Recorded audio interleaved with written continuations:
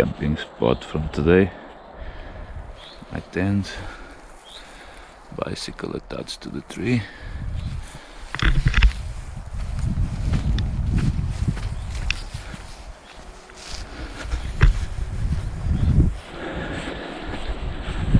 Closer to the highway.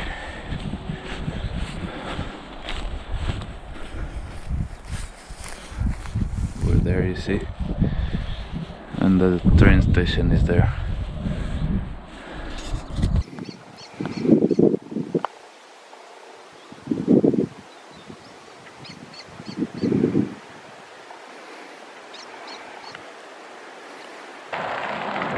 Good morning, day 3 of the Greenway Ojos Negros to Valencia.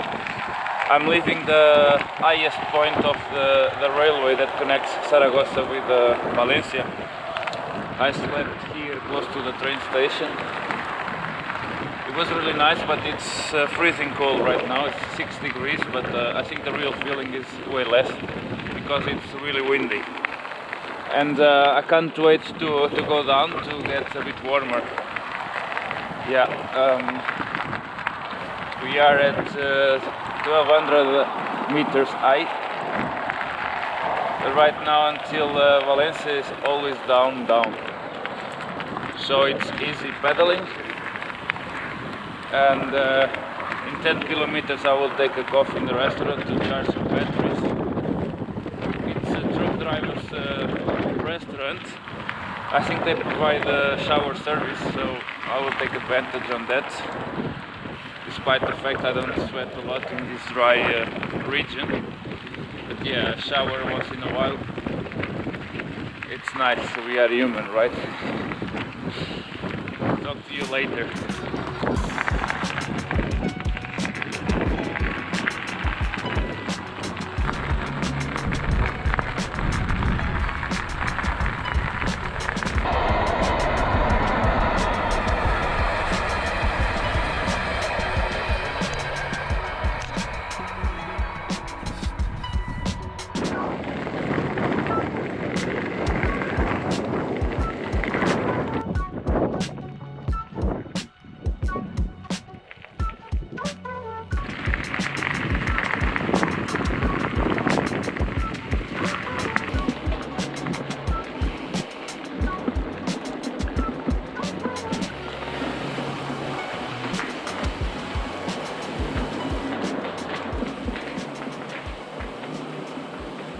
Well, this illumination is automatic.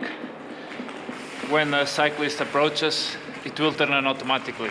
It was already on because there are 2 cyclists that goes ahead of me. So that's why it's already illuminated.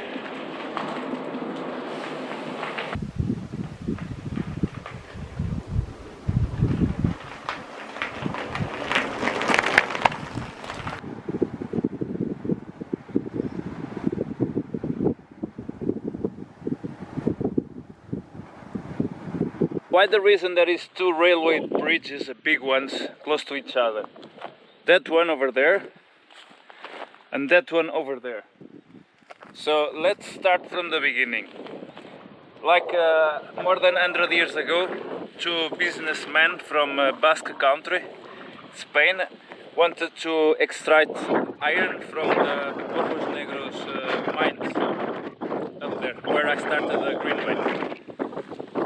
So they contacted the public company of the railways. Well, public no, it was private at the time. There was already a railway line from Calatayud to Valencia, which goes more or less in the same route that they need to take the iron from the mines to Sagunt, to the maritime port.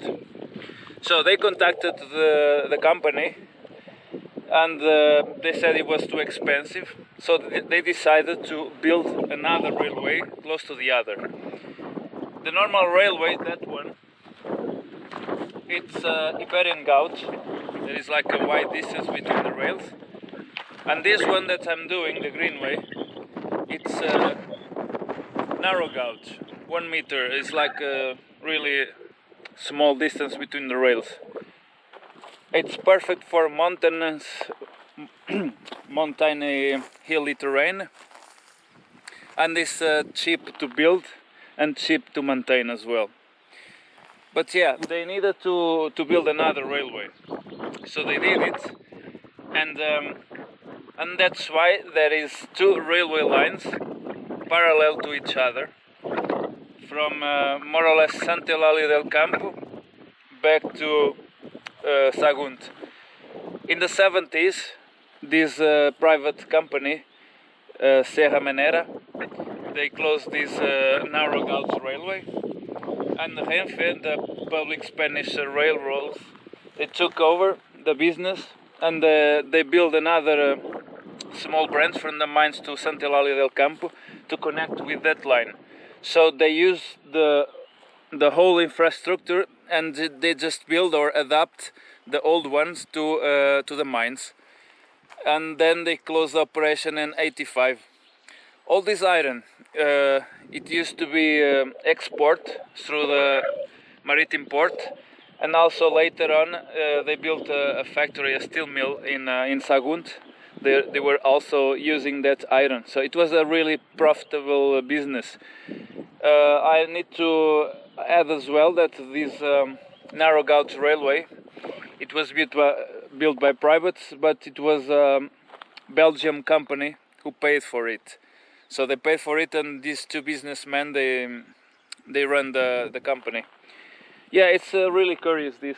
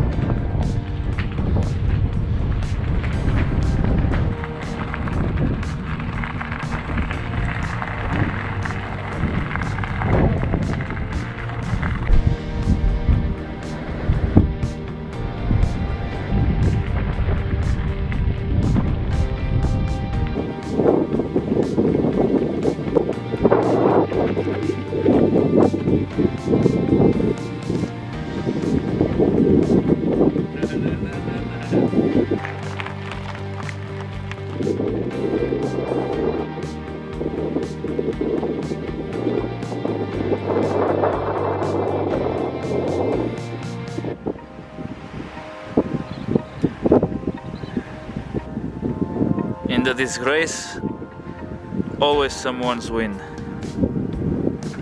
We can see the Mediterranean Sea already.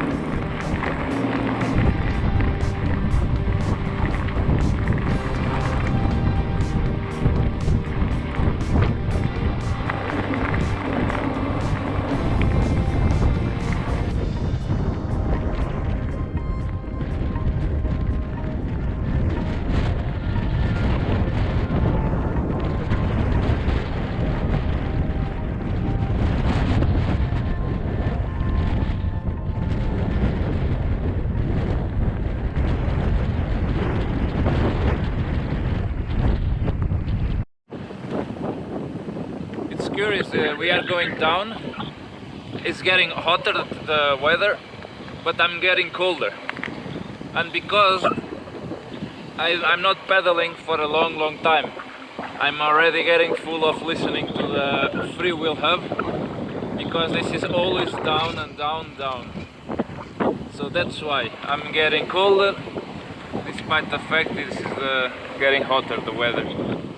We can see already some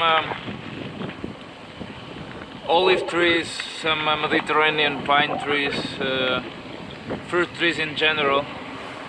It indicates that we are already getting closer to the low levels of Mediterranean area. It's really nice, the change of scenery. We start the day on the mountains, and we will be like half ill towards the Mediterranean. Tomorrow we will reach it.